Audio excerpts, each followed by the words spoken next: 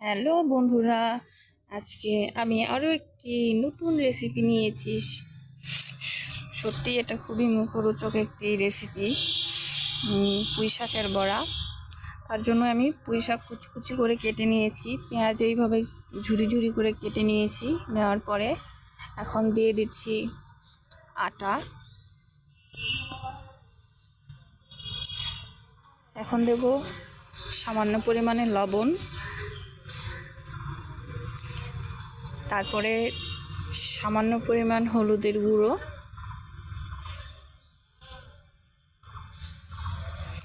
আর দিয়ে দেব সামান্য পরিমাণ মরিচের গুঁড়ো। দিয়ে এখন ভালো করে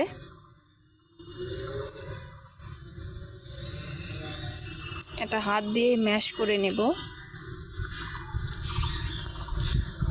আমি এইভাবে ভালো করে ম্যাশ করে নিচ্ছি।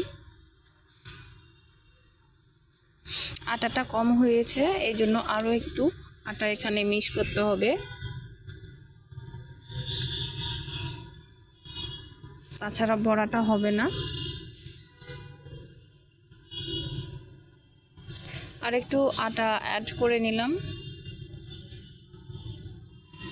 নিয়ে আবার ভালো করে ম্যাশ করে নিচ্ছি।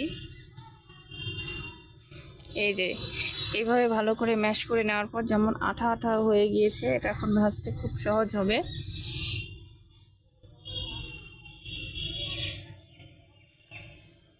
এইভাবে ভালো করে ম্যাশ করে নেওয়ার পর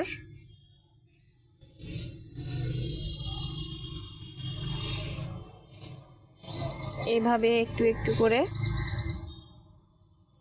পেঁয়াজও যেমন করে সেইভাবে গরম তেলে ছেড়ে দিব, দিলেই হয়ে যাবে এরকম পুঁই শাকের বড়া। ভালো করে একটু ভেজে নেব।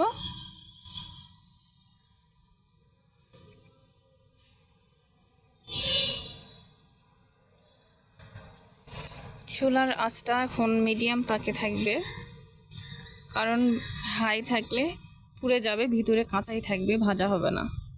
এই যে দেখুন, আমি এইভাবে বড়াগুলো ভেজে নিয়েছি। সত্যি এটি মুখরোচক একটি খাবার, ভাতের সাথে অনায়াসেই খাওয়া যায়, খুব ভালো লাগে।